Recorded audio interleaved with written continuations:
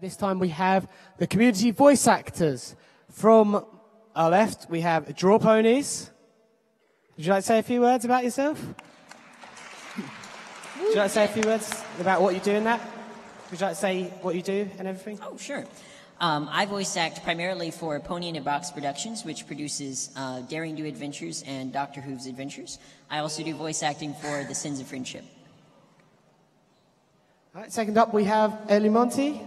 Yeah, hi, I'm Eile Monty. Stuff you might have recognized me in is Picture Perfect Pony as photo finish. Octavia and I'm Octavia. Bubbles from the Powerpuff Girls in Double Rainbow. And Sakura in Epic Rap Battles of Equestria. And that is me.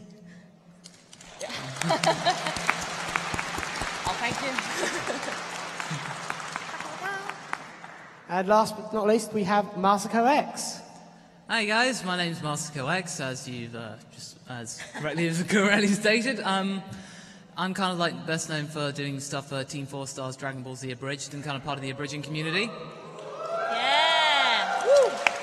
I basically play that guy that kind of likes muffins. It's like, you get on really well with Derpy and Pinkie Pie because we both like food and muffins. I play Goku. I also play Gohan, so, yeah. And also, I've been known for doing other abridged series such as Naruto, Kempfer, Rosario plus Vampire with X Dark One, and yeah, as well as just like doing loads of fan stuff, including My Little Pony stuff. Mm-hmm. I know. I like being Shining Armor and Doctor Who's. Awesome. So, all right, we're going to use the same format we did with the last Q&A panel. If you have any questions, if you'd like to take them over in the corner, we have a staff member with a microphone. If you head over to him, and we'll get your questions screened through them. So, make your way up there now. Here you go. Oh, we got two straight at the front. We got another one all the way up. They're having a race. Go another one go over there. Go on, go on. Don't trip over. Okay, this guy here. Yep, that's the one. Okay, we've got a queue forming already. That's good. Excellent. A queue in Britain? It's line card. Never. It's the pink fluffy unicorn. But is it dancing on a rainbow? No. Oh, God, don't stop. Okay, should we get on with the first question? Is it working? Hi there. What's the hardest voice you've had to do, and like personally, and why? We got to start off, Draws? What did you say the hardest? The hardest voice for you to do. The hardest voice. Interesting.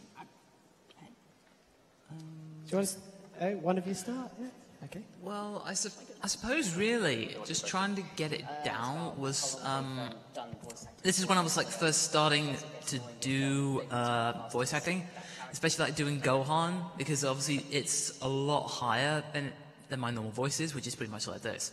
So trying to like maintain it and then get a grasp of it at first, it was like, because eventually it was just start quite low down and stuff. And as you notice, like some of the earlier bridge parodies, is that voices are a lot lower than they actually are, because it's just, that's how it begins. Things are quite loose, you're not quite sure how to do it, but then as you gain experience, you start to get a bit more experience, a bit more confidence, a bit more energy behind it. So pretty much it's like my Gohan was kind of like this, it wasn't really kind of much energetic because it took a lot of effort and it killed my voice. But then again, with practice and perseverance, it was just, eventually I'll be able to like do Gohan quite loudly and a lot of confidence and pretty much just do the, pretty much the power-up screens. If everyone wants this Dragon Ball Z and see what happens with Gohan like later on, it's like basically go, I said stop fighting now! Pretty much like that, so you gotta like, thank you. But it's all about like that. That was hard to master. You get the grasp of it, but then eventually it's really tough. So it kills the throat, but eventually it's fine. But that was a challenge, so that's what I would say mine was mine. I felt mine was, a while ago I played Dawn in Hell Hath No Hoagie, which is a new animation that's out on YouTube. Watch it. It was, Dawn is a more natural sounding characters, and as some of you might know, I play mostly OTT characters, over the top and not very realistic, and playing Dawn, a realistic American accent was kind of difficult, especially when I was doing a bit of a rant about tables and tablists and all sorts, and yeah, that was difficult. And I was once a while ago I was doing Rarity for one of Galaxy Arts animations, and Rarity is kind of in between a posh and American, which I felt I had to listen to her quite a lot to, like, she goes, and yeah, that was quite difficult for me, but I'm getting there. It's all about patience and practice, really. Yeah. Probably the most difficult for me was the first accent that I did for Doctor Who's Adventures, which was a French accent. And I'd never voice acted anything like that before. And so I had to listen to all kinds of videos on YouTube of people talking like this.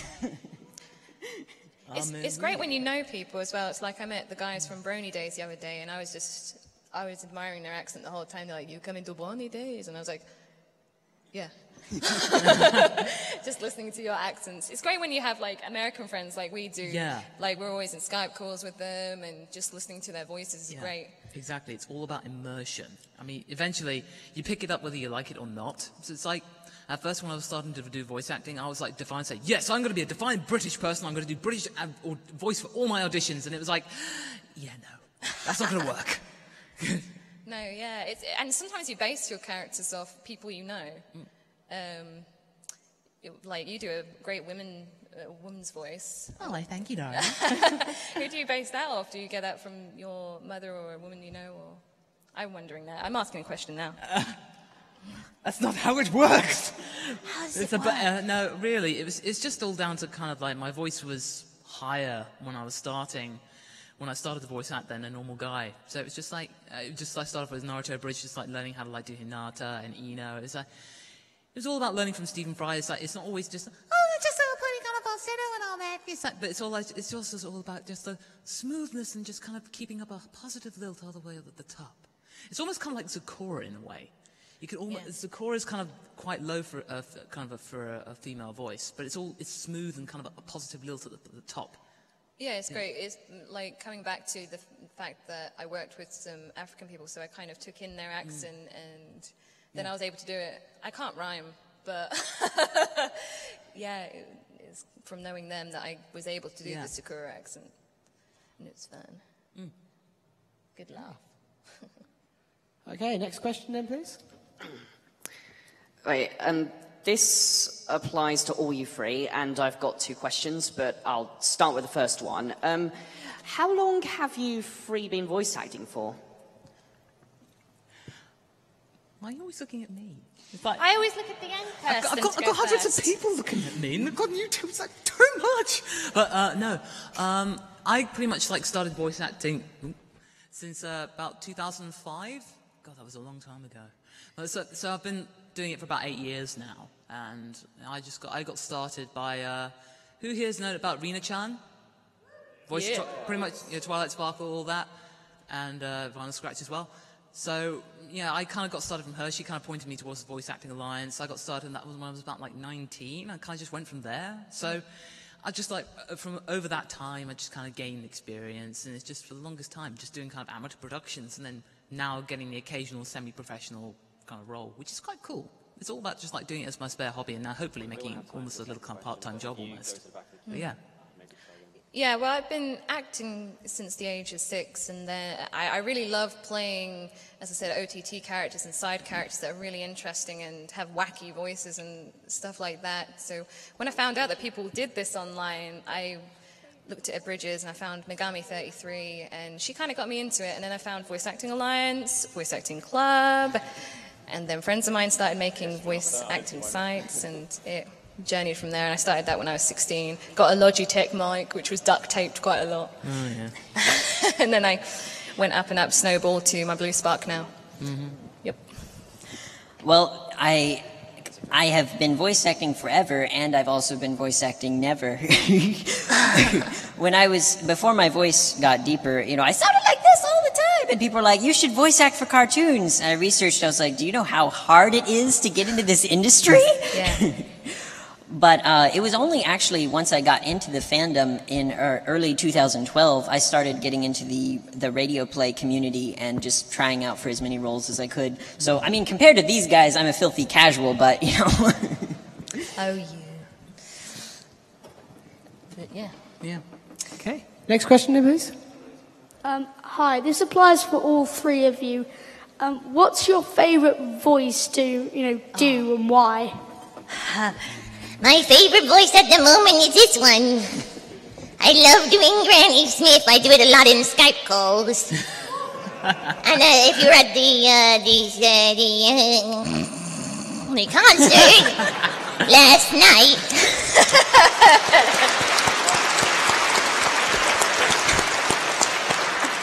You probably heard me throw in Granny Smith in the song I'm Sexy and I Know It, which Acoustic Brony Ed really hates. We were in a park jamming to it once, and then I started going, oh boy, look at my body. and then he ran all the way to the end of the park. He was that afraid. But yeah, that's my favourite voice at the moment. It kind of changes from time to time. Yeah. Yeah, it's well, it's quite obvious really for most people that kind of watch my stuff. But it's pretty much just doing Goku's kind of stuff, because he sounds quite naive, quite high up, a bit petulant. So it's if I ever kind of find myself, I always slip into it if I'm thinking of something quite immature. It's well, that's not very nice. It's that's not fair. Or, I wonder what's going to happen when I'm going to have dinner later. Oh, that's kind of cool. It's just something along those lines. It's just, I try and do, there's an episode of Team 4-Star Dragon Ball Z Abridged. It's where I try and do Goku with a British accent. It doesn't quite work. And you kind of almost do a Goku accent without even, an American accent without, Goku accent, no. American accent without really even trying. And you kind of just slip into Goku, and it's just going back into a normal voice. It's it just becomes so second nature to me. It's my favorite because it's just so normal. I don't even have to think about it. And it's just whenever Kaiser comes up with a directing and thinks it's Goku, it's just I can go, okay, what kind of mood do you want? Oh, okay, boom, right. It's thanks, buddy. But yeah. My personal favorite is the character that I play in Daring Do Adventures, whose name is Herpy, the assistant to Daring Do, and he's just very quiet and shy and scared all the time. And I really enjoy doing his voice because of the great team that we have, and just the interaction between the actors is just great. Thank you for the question. Yeah, I hope that answered your question well. Thank you.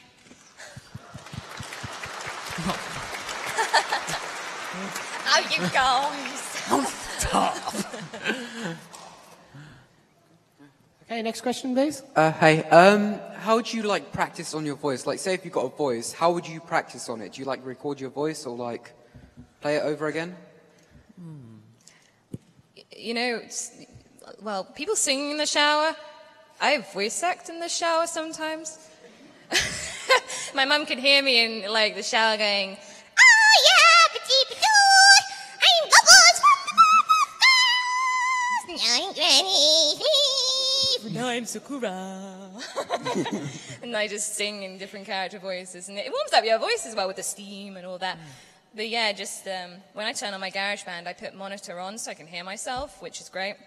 I love the fact being able to hear myself, and I just practice. And practicing in Skype calls with my friends, seeing what fits was fun as well. Yeah. Yeah, and it's all about doing it like that, really. It's just all about a kind of immersion. Again, it's just doing it whenever you got the time. Especially if you drive to work, and I don't care if other people can see me talking and they're thinking I'm just talking, but hey, because everyone's got one of those things sticking out of their ear, so it's I can just say I'm just doing that. I just practice when I'm in the car.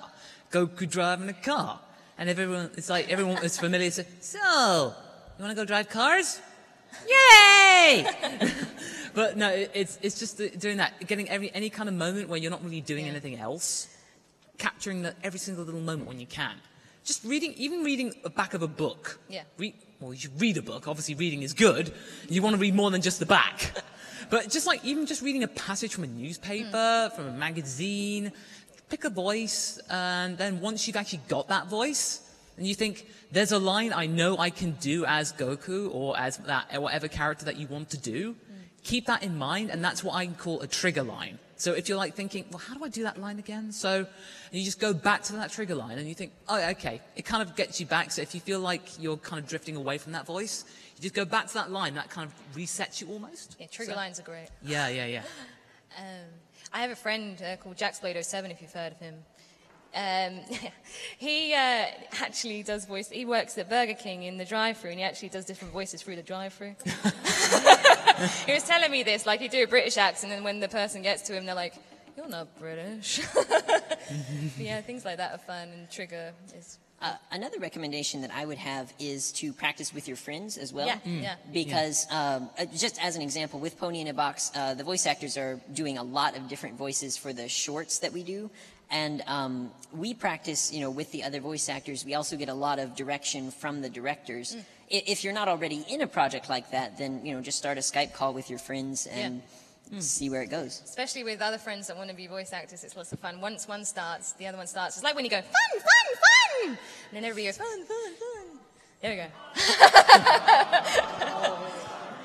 But yeah, it's great. It's also great when you do collabs, because then, like, I've worked with MasakoX, and it's great when I send him stuff, and then he looks over and he says, "Oh, I like this, but you could do this line like this." And some people, what I find great is they record it themselves the way they would think the line would sound. Yeah, we do that all the time. I've had a couple of lines that when you've done it as for Rosario, when you've had lines, and it's just, I'm just reading. Yeah, you do them similar takes, and then sometimes suddenly you just do something that comes out of left field, like a take. It's like, what the hell was that?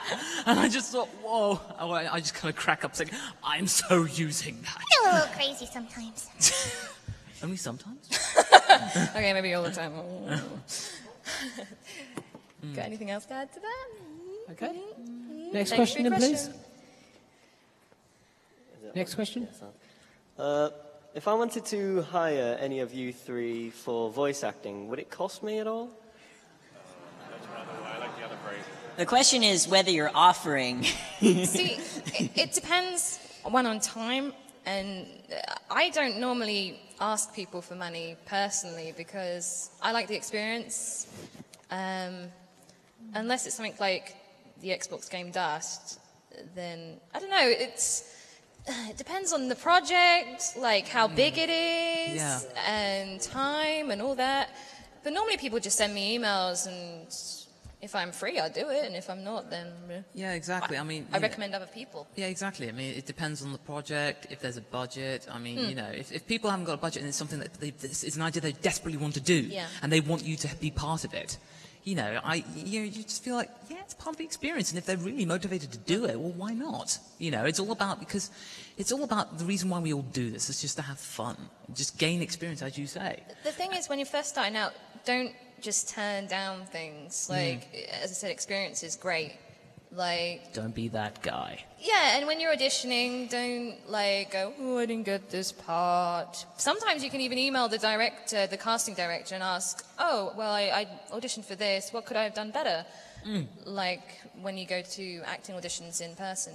Yeah, most directors will give feedback. Yeah. So, even if you if you audition for a role and you might not get it, don't be despondent, because there are plenty of other roles out there, and you learn from this experience, and you think, okay, I didn't quite get it, I'll try a bit harder. And maybe even sometimes if you're quite diplomatic and everything, they might offer you something else. They might offer you a bit part, they might offer you another character. They think, oh, you weren't quite good for that, you weren't quite what we were looking for in this character, but we'd like you to try out for this character, someone that you might not have necessarily thought about. And it gives you that other chance. That's actually what happened in Dust. Like, I auditioned for all the female characters. I didn't hear anything back, and then Lady Tethys came out, and I got that, and I was really happy. But there were so many auditions I did to get to that role, and you shouldn't be downhearted. It's all experience. One thing I would add to that is sometimes it's difficult to find auditions, especially for small projects. So you want to make as many connections as you can. Yeah, and connections, big thing. And then you need to let them know that you want to do voice acting. So they're like, oh, well, my friend of a friend is doing a project, and here's the audition. Yeah, that's how I've gotten quite a few of my roles lately. It's just word of mouth. And them going, hey, you want to audition for this? And I'm like, yeah, sure, yeah. Blah, blah, blah. Yeah, it's all about just building contacts, and if people approach you, there are just loads of projects out there. But at first, you should just check out YouTube, Voice Acting Alliance, Voice Acting Club, and then there's Vocal Loco, which is a newish site which some of my friends run. I don't know, is there anything else? Well, it's just never give up, trust your instincts. Never gonna give you up. I did not rickroll you all. No! Whoa! Thank you for your question. Thank you. Unless you had more to say. Hi.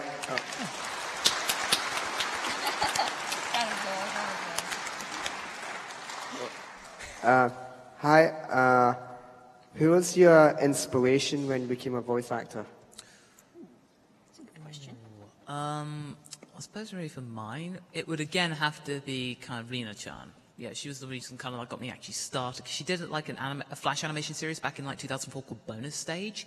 She voiced one of the by Matt Wilson, and she voiced one of the main characters in that. And I'd always liked doing kind of funny voices and whatnot. And I just thought, well, yeah, now that I knew that there was something about on the internet, like, yeah, I just was really kind of I really liked her voice, and I wanted to get in contact with her and ask her some advice, and she gave me that advice, which was great, and I've always been indebted to her. I mean, she was the one that got me into it. And then from then on, in terms of professional, I mean, Masako Nozawa, who's the voice actress for Goku in the Japanese dub, again, just her range and just the energy behind it and the power, it was something that really kind of inspired me, hence my online name is based around her name. And the X is just because, the Masako is just taken on AOL Instant Messenger. Remember that? AIM? No? I don't blame you. So, that's so 2004.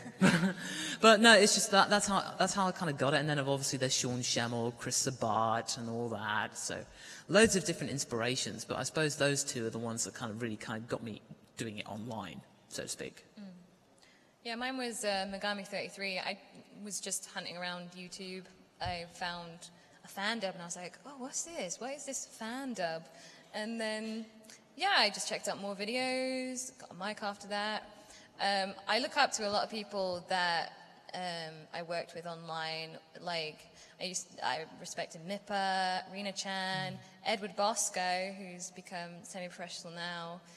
Christina V, like, she came from Voice Acting Alliance and went up and up and up and up, rising for the stars. And all that shebang. But yeah, that's me. For me, it was the Brony voice acting and radio community as a whole. I just saw like the projects as a whole, not one specific person, but like Dr. Who's Adventures, for example. I listened to them all. I was like, I want to be a part of this thing. Yeah, it's great when you have that passion. Like, I want to have a go.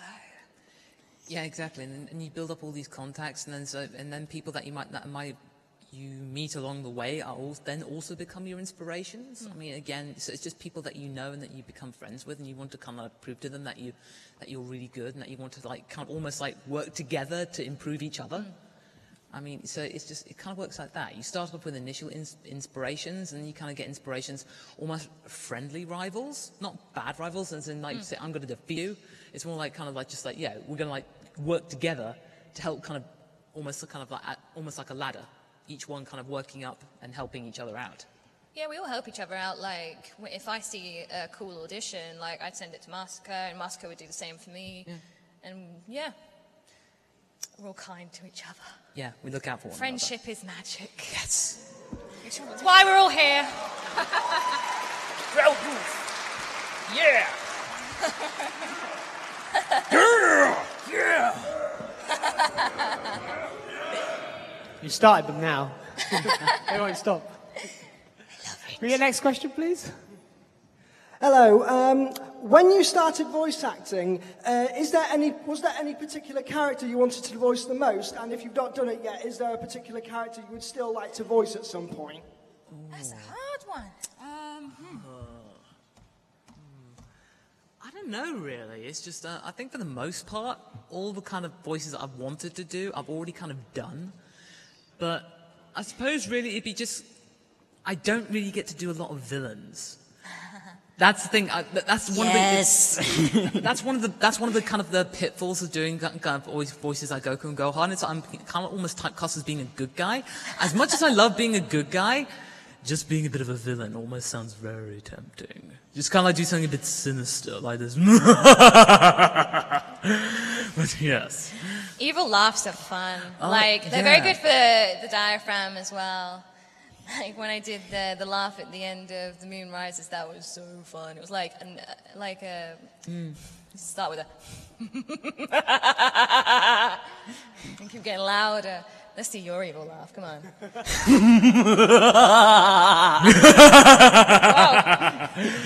Wow. Now everybody.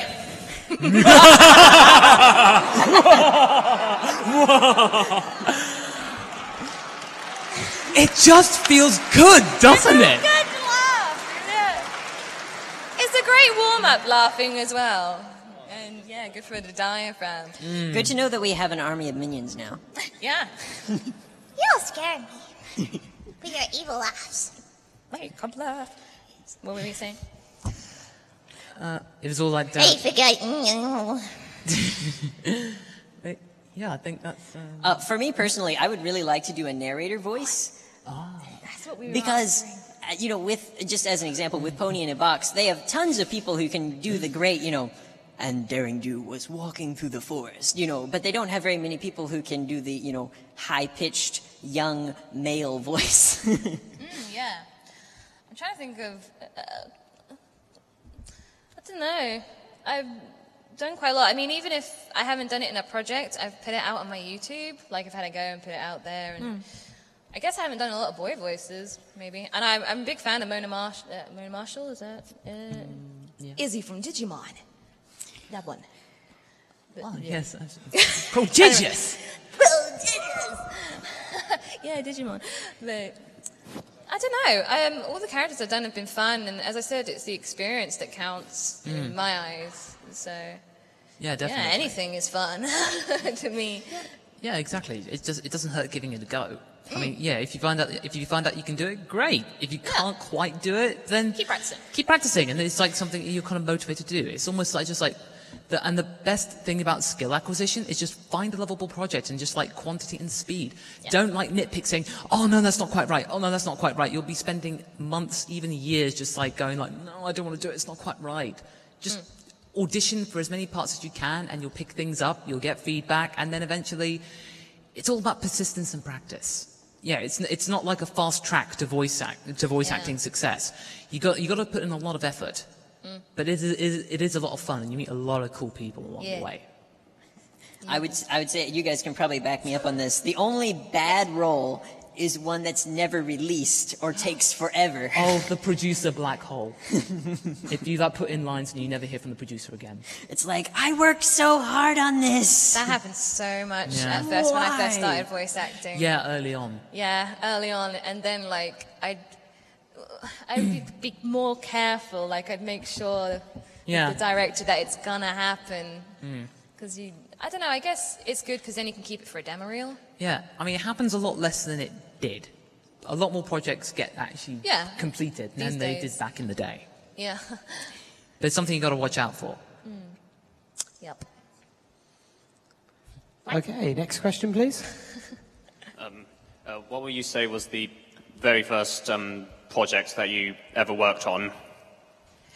In general? In voice acting, basically. Not just in the Brony community, just in general. It was so many years ago. I'm trying to think. Well, I'll say what mine is if I just give you a bit more time. Yeah. Okay. Well, basically, it was back in the day. I was on the Voice Acting Alliance 2005, and I did a couple of fan dubs, and I worked with like people just all the time, just like doing little bits of fan dubs here and there. I suppose one of my earliest ones was I just kind of like took the initiative in like doing my own radio play kind of drama. It was called like The Nomad. It's like turned into like a webcomic series now.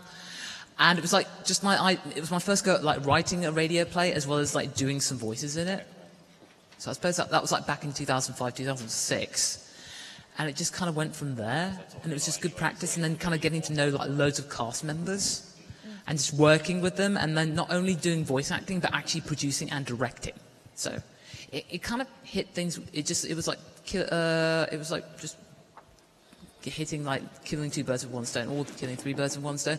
Ideally not killing birds, but just kind of like putting loads of eggs in one basket. Yeah, that's a lot nicer and a lot tastier too.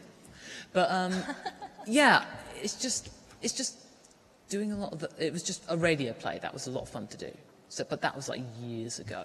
But I learned a lot from that first encounter? I know it's not technically voice acting, but my first foray into internet acting per se would be my vlogs that I did, I think, about 2 years ago. I mean, I only ever got, I think, about 100,000 views total after like 6 months of work, which anyone will tell you is like nothing on YouTube.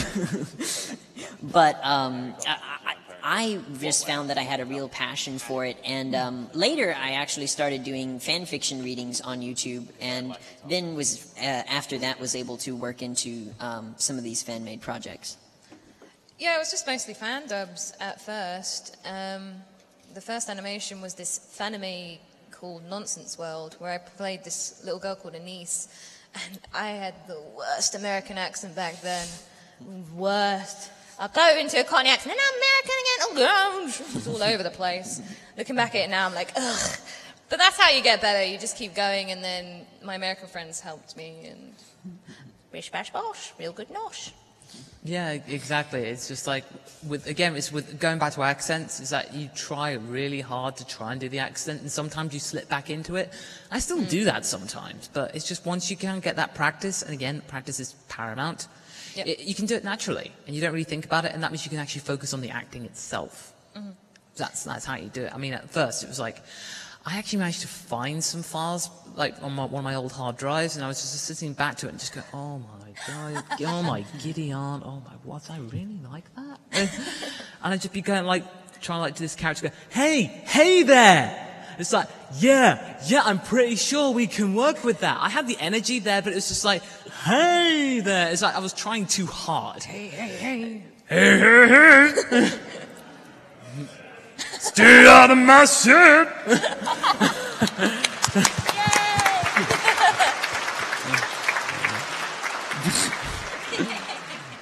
That's definitely a delicate balance you have to strike between too much energy and too little energy. Yep. You need to convey the emotion, not be like...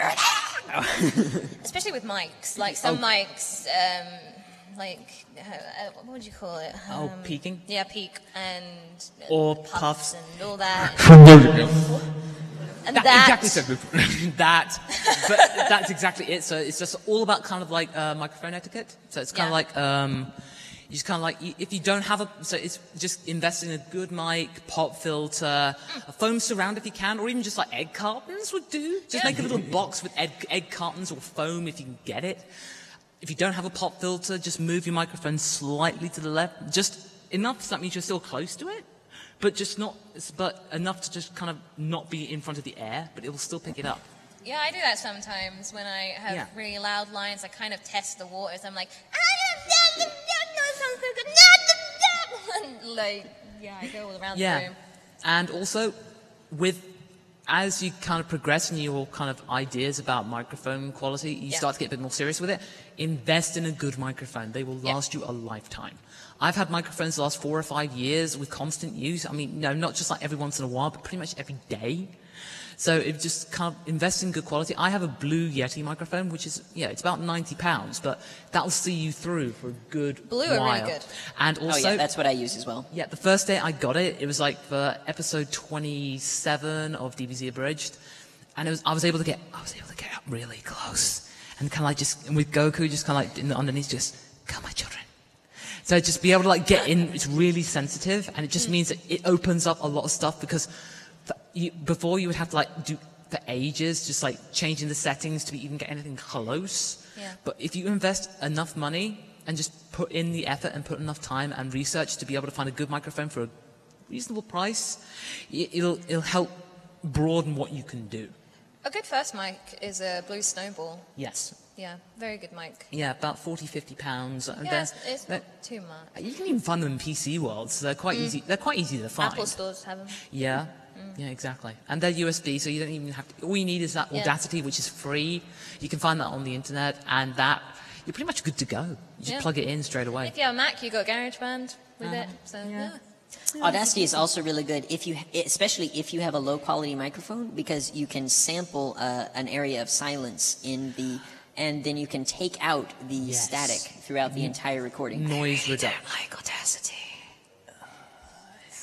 Audacity Master Race. It always used to like crash on me.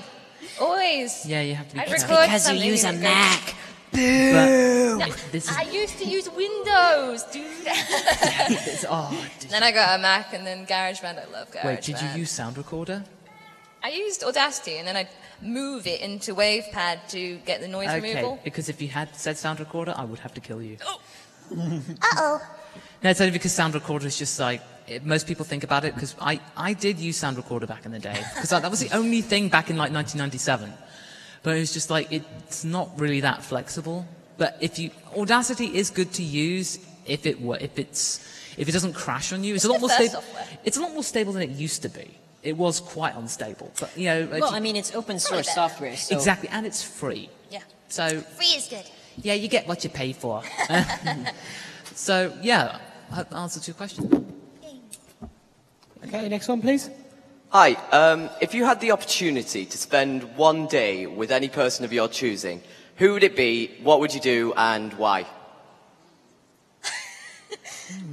Can they be living or dead? Can they alive? Oh, can they be? Either. Can living I or bring dead. someone? Can I bring someone back from the dead? Yes, yes you can.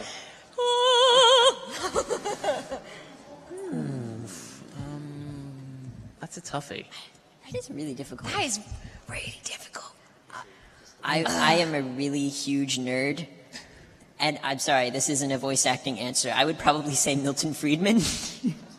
I love economics so much. I know everybody hates it. I'm sorry. I basically probably want to spend the day with Morgan Freeman and just like say, and then just basically just say to him, teach me how to be so epically awesome like you are. I will do you proud. And he would just basically just be, you show me the way. And also, he just seems like a cool, chill guy. I'd learn many things. I'd like to hang out with Tabitha St. Germain. Oh, yeah. She seems like a cool gal, and Why does she never come to cons? or Noah King. She seems like a cracker.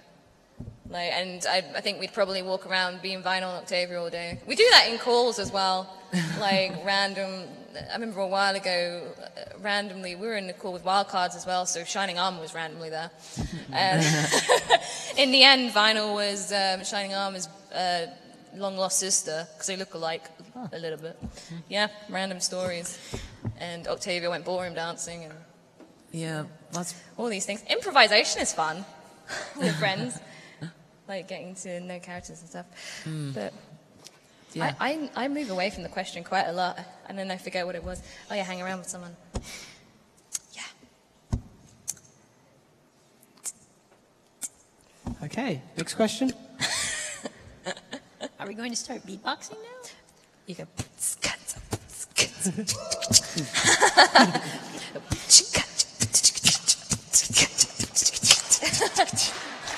Have you gone mad? Don't be wasting my time. Next question, please. Hi.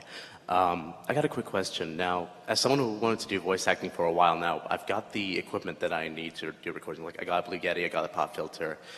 And I'm kind of doing, like, these silly little voices, you know, like when no one's around, like, this silly little voice with the lisp and, oh my. That's basically being King Candy. Have some candy! Have some candy! Anyway, I would like to know where and what is the best way to start with voice acting, basically. Like, if I want to do, like, fan dubbing or something like that.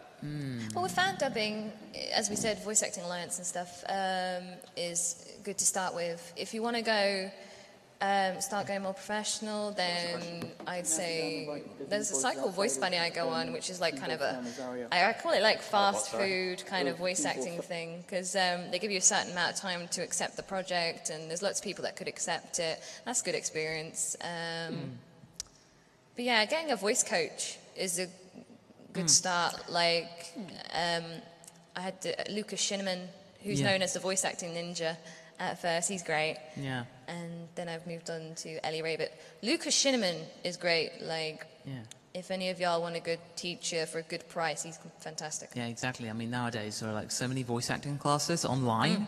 It's the main crucial thing. I mean, like Crispin Freeman, who's like, you know, a really kind of big like voice actor. He's like started doing classes now, which are relatively cheap, considering. I mean, I've seen They're about like nearly about £100, but I know that sounds a bit expensive, but they're worth it. Getting classes is a really good experience, and they're usually with like a small group of people, and then afterwards he offers one-to-one classes, which are very helpful. I mean, to be fair, I've seen voiceover classes in person, which are like 2, 3, 4 times as much for one day. Yeah. Whereas with this one thing, you can actually just like build a rapport with this guy, and he knows what you can do and helps you work with it. It carries on as like the shelf life. So there are classes online and relatively cheap, and you don't have to travel anywhere. Yeah, and also it's good. I mean, it's in the title, voice acting. It's good to go join amateur dramatic drama places, join drama club at school, high school. Join, like, I went to Stagecoach when I was younger, which was fun, and I'm still in an amateur dramatic society in my village, which is fun, and yeah, getting experience is great. Fun! I keep saying that a lot, don't I? Yeah, exactly. I mean, doing like acting on stage, even if it's like, if it's panto or stage drama, that helps because you're still acting. You can use those voices. And even if you're in front of a microphone, it doesn't mean you have to pretty much just go like stack still and just do a voice into a microphone like this and keep your hands to yourself. You can use your hands to emote and just kind of convey, so long as you're not wearing any rustly clothes. I mean, if you're just like wearing a t-shirt or just a normal top, you can just do it and use your hands to help convey what you're trying to say. Oh, yeah. And I'm kind of like a guy that likes to use his hands a lot. I mean, granted, I'm like over-exaggerating here, but it helps. It helps kind of exude any kind of excess energy, and it just... I mean, if you watch professional voice actors in the studio, you know, they'll be standing up, they'll be going, raw, you know. Yeah, and even in 3D animations, especially Pixar, they actually film the actors performing, and they use that to help with the actual the actual characters. It helps kind of make the character more in terms of the actor. And it's a good reference for the animators. So they can do what they want. They're usually standing up. I mean, if you can stand up when you're recording, so if you've got like a mic stand or something like that, that helps. That makes it even better. So that means you've got a full range of motion. Your diaphragm is completely unrestricted. You have full breath control, or the maximum breath control you can possibly have. It helps a lot. But there's nothing wrong with sitting down so long as you've got a good posture. That brings up a really important point. You want to understand good vocal techniques, especially if you're doing a difficult voice, because if you completely destroy your vocal cords, then you're screwed. Yeah, essentially, if you feel your throat kind of starting to get raspy, or you feel like there's damage going on, stop. Take a break, drink plenty of water, give it about half an hour, because there's no rush. If you've got time, just take a break, and then eventually you'll be able to pick it up again. And then again, if you feel like your throat's starting to go, stop, because there's no point doing it. Because if you overdo it, you could ruin your throat for a good couple of days. So it's not worth trying to get that extra line out. Or if you're sick, don't try. If you are ill and your voice is gone, do not even try. I mean, I can tell if I feel like a bit iffy. Try like a challenging voice. It might go on I just go, Gohan. If I feel like I'm struggling with that, I know that either I'm going into something ill, so I dose up, or I know that I can't really do that much stuff. There's only I'm limited. So it's a good indicator. If you do like a voice that's relatively hard just once, you kind of get a good gauge whether your voice is healthy. Yeah, and water is your friend. Yes. I mean, very good friend. Don't drink like Coke or Pepsi or Sprite or whatever kind of drinks that you like. Don't drink milk before recording. Yeah, just keep it to water and eat apples. Yeah, green apples. Yeah, exactly. Yeah. Normally, like some voice actors eat a bit of a green apple and spit it out because of I read about this and then now I've forgotten. Yeah, the juices. It stops the sound. Yeah, it helps kind of like dry your mouth up enough, so that means it doesn't sound like you get that, like that. Because sometimes when you're talking. Yeah, sometimes it can be distracting and it could ruin a good take. Yeah, so it dries you, it kind of takes out excess moisture from your mouth. Yeah, that's it. Yeah. I mean, you can eat the apple if you want. But, you can eat it, but, just don't take a big bite out of it. But, you can spit it out if you want to. But, yeah, it helps. Yep. Okay, next question, please. probably got time for 2 more. Kakarot. Do you do any voices outside of Team 4-Star and Rosario plus Vampire Abridged? Sorry, what was that question again? Voices outside of the Rosario. Oh, my favourite voices. Outside of Rosario but Vampire Oh, okay. and Team 4-Star. I've done a couple of games. Just trying to pick up like one that was recently. I do kind of like some like gigs on a site called Fiverr, and that's where I kind of like do some small kind of like almost like kind of jingles or some bit of narration. So I'm kind of like.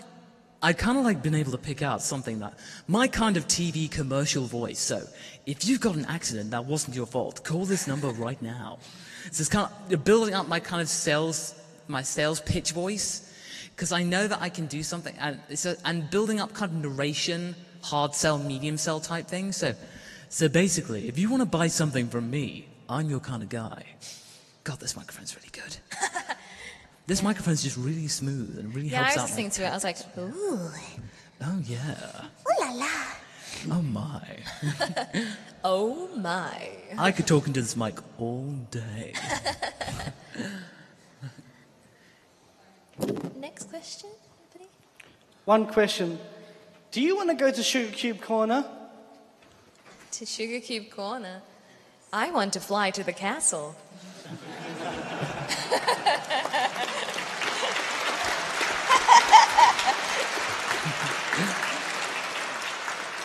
You want to go Sugar Cube Corner? Yes. I like some candy. I like some Well, if Pinkie Pie's there, we'd have too much fun. Fun. That's great. Thank you for your question. That was fun. Oh. Damn it! It's gonna be like a counter when the video goes up of how many times we say fun.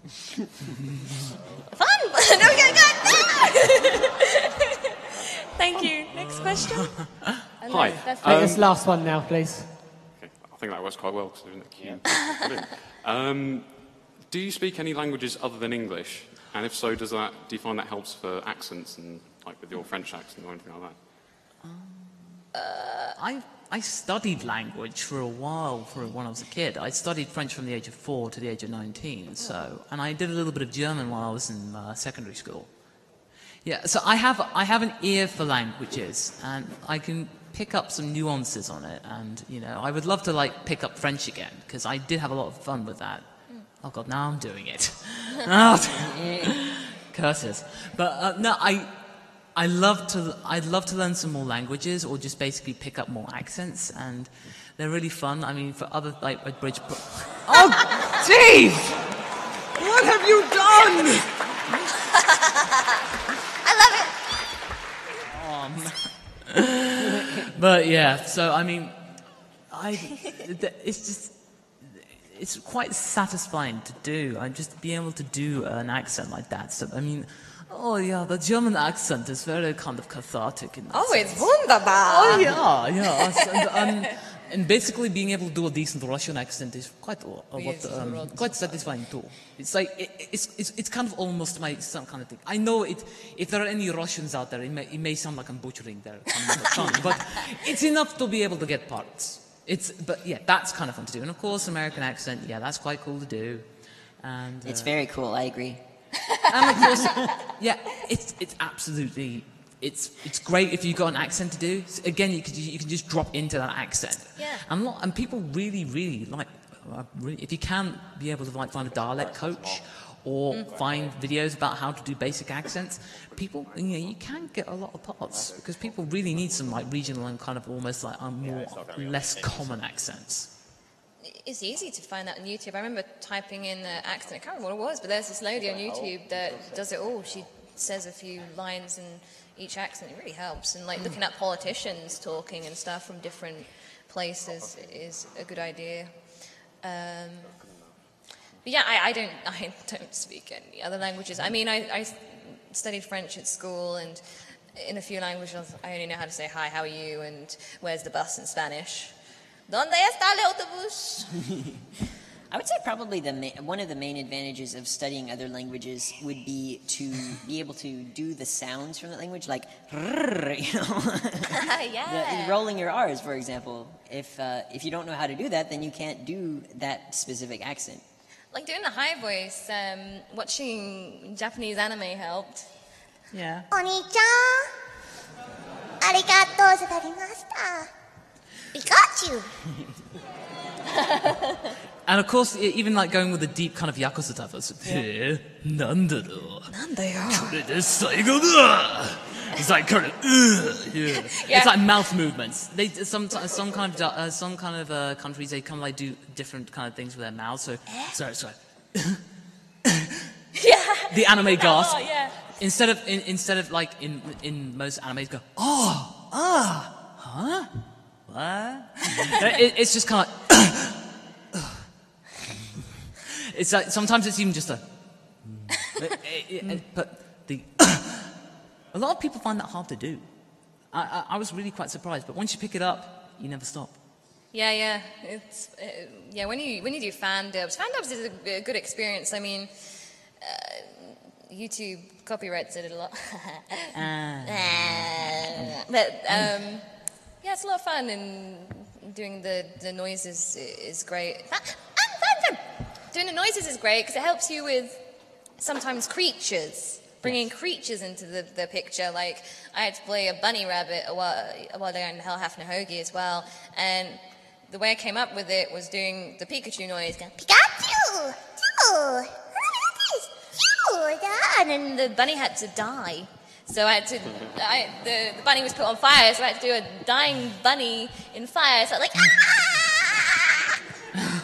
And that's so much fun, but like, yeah. Oh my god! You've lost control. Oh no! Oh no! Oh no desu. Douteba yo. So desu ne. Okay, that's all we've got time for the voice actors Q&A. Hope that was exciting. Nearly. Thank you all so very much for attending. Thank you so much. Thank you very much. Can I plug something? Can I quickly plug something? Tomorrow at 10 a.m., me and Masako are doing some blind readings of random scripts as random characters. Yeah. So, yeah, all come along. There will be ponies, of course. But yeah, that's in the Barbaroli room at 10 a.m. Mm-hmm. So be sure to come get an early seat. It'll be fun. Yeah. I love it. Oh. Yeah, thanks guys. Thanks for coming. Hope you had a good time. Thank Have you a good so rest of the evening. much. Yeah!